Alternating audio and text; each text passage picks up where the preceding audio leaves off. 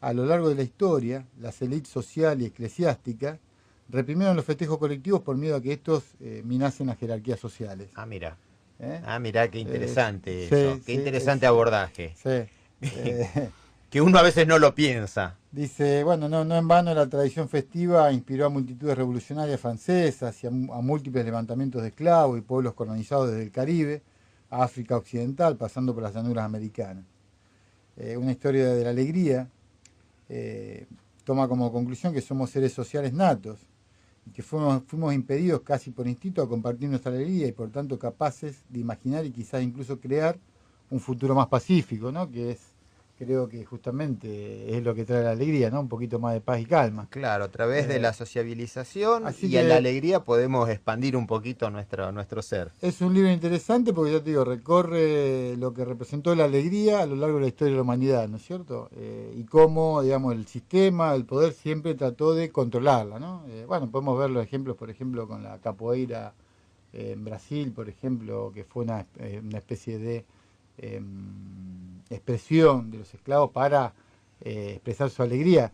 En definitiva, escondía otras cosas, pero bueno, como ese tipo de ejemplo podemos encontrar muchísimo a lo largo de las civilizaciones y la historia de la humanidad. Claro, sí, obviamente había que reprimir un poquito eso porque en esa represión había el dominio. Entonces, al contener el estado de alegría, de compartir, un cambio de humor, es como que la gente se libera, se expresa ahí, el hecho de... que- Bueno, el carnaval mismo, ¿no? La dictadura militar, pero bueno, sacó el feriado de carnaval, ¿no? Acá en Argentina. Por claro, ejemplo, otro ejemplo que tenemos ahí, ¿no? claro, claro, sí, sí, sí, Un ejemplo muy increíble. claro. Y tenemos esta autora, tenemos presente de qué origen... ¿De qué origen es la autora? Ya te digo. Creo que es inglesa, ¿eh? Ajá. Sí, una autora inglesa. Bueno, bien, qué ¿Mm? raro, pero bueno, bien por la inglesa. No la conozco, es un libro que nos llegó de oferta. ¿Eh?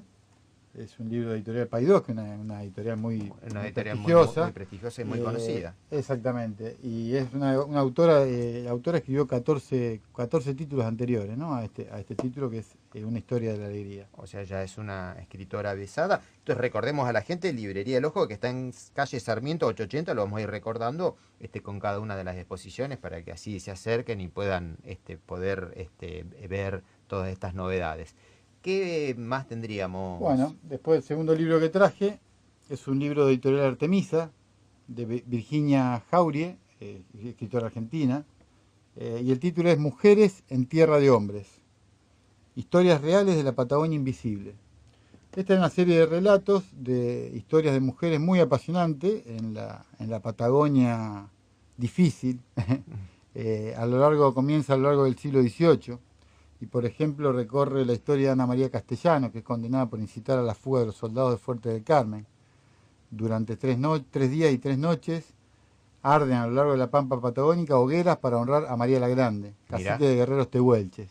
Por ejemplo, eso es una de las mujeres que recorre su historia este libro, ¿no? También tenemos a Gertrudis Sánchez, esposa del gobernador de Malvinas, que protagoniza un dramático episodio al tiempo que los ingleses se apoderan de las islas. Se dedica al cuatrereo, Gertrudis. como forma de De resistencia. resistencia, exactamente, sí. Mira vos. Elena Hindhill, conocida como la inglesa, se transforma en una leyenda por secuestrar a un comisario, poco después del desembarco de los galeses en Chubut. ¿Mm? Historias Mira. bastante particulares y fuertes, ¿no? Para esta Patagonia que es un territorio tan inhóspito y difícil, ¿no? Sobre todo para la mujer. Y en una época donde la mujer de alguna forma todavía venía, no teníamos todas estas formas ya de expresión y de libertad que estamos teniendo hoy en día. Y bueno, me imagino habrá sido todo realmente un acto revolucionario que cada una de estas mujeres tome esas actitudes. Sí, sí, realmente es un libro fascinante, una verdadera historia patagónica, y está muy bien escrito, realmente es una autora que no es muy conocida, pero tiene un estilo muy bonito y muy accesible, ¿no? A cualquier lector, digamos, no es un libro difícil de leer, Claro, y ya se con deja esas, leer fácil. claro, y atrapante, porque ya con esas tres o cuatro expresiones de distintos tipos de historia, bueno, ya es como que a uno le prende un poquito la inquietud y ver, porque realmente, ¿no? Me imagino, ¿no? Traspolémonos a esa época, la mujer, la contención, no había nada de lo que hoy tenemos como medio de comunicación y animarse realmente a tomar, como decimos, algunas decisiones o algunas actitudes, bueno, eran verdaderos baluartes, ¿no? Exactamente, sí, lo interesante también, por ejemplo, que por ahí hay gente que le cuesta, ¿no? Volver al libro o leer, eh, y por ahí se asusta ante una novela extensa, ante una sola historia o una sola biografía, por ejemplo. Y bueno, lo que tienen estos libros que son compendio de varios relatos y varias biografías, es que justamente es muy accesible a aquel que no está acostumbrado a tomar un libro todos los días, a la lectura como rutina. Entonces, esto le permite, digamos, tomar el libro, leer una historia, dejarlo, volver a leer después de unos cuantos días, digamos, y no perder la trama, no perder el hilo, Claro, porque estamos digamos, como si abordando fuera una distintas novela historias. extensa o como una biografía única. Bueno, y es un libro, te digo, que comprende todas estas biografías de estas mujeres que realmente son bastante desconocidas, historias realmente sorprendentes, y bueno, y no tan extensas, digamos, ¿no? Porque ya te digo, es un libro de unas eh, 200 páginas más o menos y comprende, creo que son 8 historias en total. Así que, nada, es una buena recomendación, y son libros que siempre interesan, ¿no? Y Siempre es muy interesan. interesante volver a concientizar el hábito de la lectura, porque lo hemos ido perdiendo de alguna forma. Y yo veo que ahora la gente está retomando eso, ¿no? Y bueno, todo esto creo que esto de promocionar, anunciar libros, historias, cada uno en su temática, ¿no? Ujú. Porque tenemos público para todo, creo que es sumamente interesante para volver a despertar ese interés, porque yo vengo de un pueblo y tenía comentarios que obviamente los medios de comunicación y las distintas formas de sociabilización que hay ahora, por ahí ha perdido el hábito de la lectura, pero tenía una gran familia. Ruth Vicario siempre me comentaba que ellos tenían el hábito, era hija de españoles, Ujú. ellos todas las noches iban a la biblioteca, cada miembro de la familia tomaba un libro, aquel que le gustaba. Y como ámbito familiar, después de un rato de lectura, cuando ya decidían dedicarle ese tiempo de lectura, cada uno comentaba la parte del libro el tema que había abordado. Y de esta forma, a pesar de que no era lo mejor de la inquietud del otro o el tema del otro, pero hacían un enriquecimiento, intercambiando Ujú. opiniones y demás, intercambiando sus historias, intercambiando la temática, y realmente dice que eran momentos de regocijo familiar. Así que esta es una linda propuesta también para la familia. Está muy buena, muy buena. Nunca había escuchado eso, pero realmente es muy interesante. Bueno, sí, porque viste que hay una sensación de que en un gran número de personas que la literatura relacionada con el aburrimiento, con el esfuerzo por leer, cuando es todo lo contrario, ¿no? Por ahí lo que tenemos la dificultad de encontrar la historia o el tipo de libro que nos agrade, digamos, pero sobrepasando ese primer peldaño, bueno, encontramos un mundo fascinante, que yo siempre digo,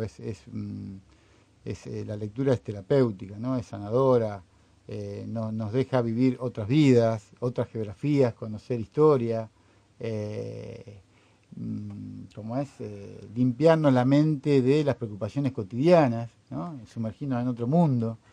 Tiene un montón de virtudes. Y, Y en relación a eso te quería decir, esto que a mí me encanta, ¿no? Promocionar que la gente lea. Ayer empezó la Feria del Libro Usado acá en el complejo Fontana Rosa, ajá, que comenzó ayer, creo que están de 10 a 21 horas de corrido, están todos los libreros anticuarios de Rosario, donde la entrada es libre y gratuita, acá en la Plaza Montenegro, en el complejo Fontana Rosa, y llega hasta mañana la feria, que cierra creo que tipo 20, 21 horas. uh-huh. Así que les recomiendo a todos los oyentes que nos están escuchando, entrada libre y gratuita. Yo no participo de la feria, pero bueno, me encanta que la gente que ande acá por el centro y que el clima lo permite, que se acerque y bueno, y Seguramente que van a recorra encontrar un poco, algún libro de su aunque no interés. compre, pero creo que todo aquel que ha tenido el hábito en algún momento de la lectura y recorra los stands de los libreros de acá de Rosario, se va a sorprender y seguramente algún título se va a llevar. Y yo creo que también un poquito este estímulo de la lectura habría que, o en los colegios se tendrían que seguir afianzando en los adolescentes, porque se pierde ahí con toda la modernidad, el celular y demás. Y yo he notado, tengo una niña adolescente, Uh -huh. que no es afecta a la lectura, y de repente tiene unas dos amiguitas que sí. Entonces yo quizás no es la forma adecuada, pero le hacía notar, porque la amplitud mental y la ejercitación mental, tanto de conceptos, ideas y demás, de aquel niño adolescente que lee con el que no lee, es increíble. Ujú. Así que, bueno, este paso, por medio de la comparación, le dije, ¿viste, Martina, cómo tu amiguita se expresa? ¿Ve? Bueno, esto lo hace la lectura. Entonces, incentivar a los adolescentes, niños, dejar un poquito de lado la modernidad y quizás en el tema, como decís vos, que en el tema que le guste, porque quizás le pueden gustar más la parte de novela, lo que fuere. Ujú. Es increíble ese estímulo que recibe en todos los sentidos, en todos los sentidos. Yo creo Así que, que no es tanto, digamos, la tecnología la que provoca este impedimento. Creo que la tecnología es complementaria, ¿no? O sea, el lector habitual lee en los dos tipos de, digamos, por los dos medios, ¿eh? El papel tradicional, pero también con la tecnología, ¿no? Creo que no